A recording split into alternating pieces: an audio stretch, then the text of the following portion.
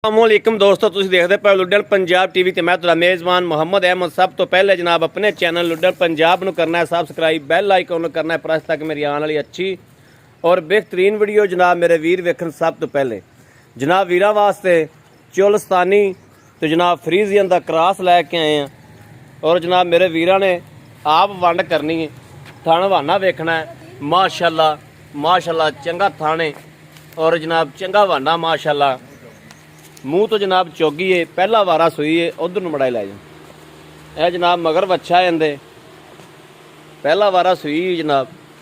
और वीरां ने तसल्ली करनी है अल्लाह के हुक्म नाल। वैड़ का कद भी वेखना है, लाम भी वेखनी है और वैड़ का जनाब रंग और कोनी जनाब वैड़ है माशाअल्लाह। हर चीज़ की तसल्ली करनी मेरे वीरां ने। लैने देने नसीब की गल है, लैनी मेरे उस वीर ने जिंदे नसीब च होवेगी। और अल्लाह की मेहरबानी नाल इंशाअल्लाह हमेशा तुहाडा वीर जनाब प्यार मुहब्बत वाले जानवर लैके आंदा है। और भाई कुरबान को जनाब ये वैड़ खलोती है। किसी भी मेरे वीर ते भरा ने जनाब लैनी होवे राबता भी कर सकता है और जनाब लैके भी दियाग इंशाअल्लाह अल्लाह के हुक्म नाल। मेरे वीरां ने वंड करनी है जानवर की, हर चीज़ वेखनी जानवर की। उस तो बाद कहना है कि भाई अहमद जानवर लै दे या ना लै दे।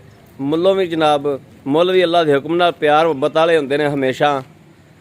वैड़ दा रंग रूप बड़ा सोहना, मूँह तो चौगी है और पहला वारा सूई है। और माशाअल्लाह दुध शुद्ध दी जिहड़ी इस टाइम जनाब इहदे कोले 7 दिनां दी सूई है और 14-15 लीटर दुध मौजूद है इस टाइम। और इंशाअल्लाह अल्लाह के हुक्म नाल 18 तो 20 लीटर दुध दा है। जो वंडा शंडा कोई इन्हू चीज़ पवेगी तो इंशाअल्लाह करेगी। कलिया पट्ठियां ते जनाब इन्ना दुध करदी पई।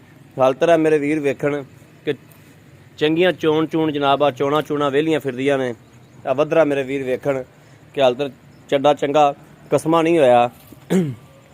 ए तसल्ली करनी मेरे वीरां ने हर चीज़ की। कलिया पट्ठियां ते जनाब इस टाइम 13-14 किलो 15 किलो दुध है। वंडा शंडा हाल तर जनाब बिल्कुल नहीं खान लगी ते ना पावन लगे ने हाल तर। यह जनाब मेरे वीरां ने वेखना है, वैड़ वेख लैनी है। उस तो बाद फैसला करना है कि भाईयां लै दिओ या ना लै दिओ जी। अस्सलाम वालेकुम भाई कुरबान, क्या हाल है भाई कुरबान, ठीक हो जी? भाई कुरबान वैड़ की की सूरत हाल है? इस दी सूरत हाल तकरीबन कम से कम 15-16 लीटर दुध करेगी। 14 लीटर इस टाइम है। 14 लीटर इस टाइम है। वंडा शंडा पा रहा है जो कि नहीं? नहीं जी, वंडा शंडा पाते नहीं पाते। तो किन्ने क दिन ठहर के वंडा पाना शुरू कर? कम से कम 5 दिन नहीं पाना है। 4 तो 5 दिन। 4 तो 5 दिन नहीं पाना।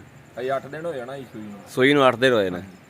तो कि 16-17 लीटर कर जाएगी दुध? हाँ जी, अल्लाह के गुनाह इन्ना करना चाहिए जी। चुआ चू प्यारा है? चुआ चू चुआ भी बिल्कुल थोड़ा नहीं है, एन पोला बिल्कुल, कोई फुहार शुहार तो नहीं है? नहीं बिल्कुल एन टना टन, कोई पिछे पुछे का रौला होवे? मगर बच्चा है? हाँ जी। मूँह की है? मूँह चौगी है। मूँह चौगी पहला वारा सूई। पहला वारा इहदा की लै लेना? 2,75,000। 2,75,000। इहदे जो कोई प्यार मुहब्बत मौके ते कर लांगे, मौके ते कर लोगे। ठीक हो गया। लो जी मेरे वीरां ने वेख लिया जनाब। वैड़ मेरे वीरां दे सामने 2,75 डिमांड है जनाब मालकां दी। और इहदे च प्यार मुहब्बत भी है। किसी भी मेरे वीर भरा ने जनाब लैनी होवे राबता कर सकता है 0307 00 15881। इहो जनाब व्हाट्सअप नंबर है, इहो ही राबता नंबर है। उम्मीद करांगे साडी अज वाली वीडियो मेरे वीरां नूं पसंद आवेगी। पसंद आवे कमेंट लाइक शेयर वाले वीर नूं जरूर करना है ताकि तुहाडा वीर बाहर फिर के इंज दे जानवर लैके हाज़र होंदा रहे। बाकी इस वीडियो तो जनाब आदे वीर नूं देनी इजाज़त। अल्लाह निगहबान, पाकिस्तान जिंदाबाद।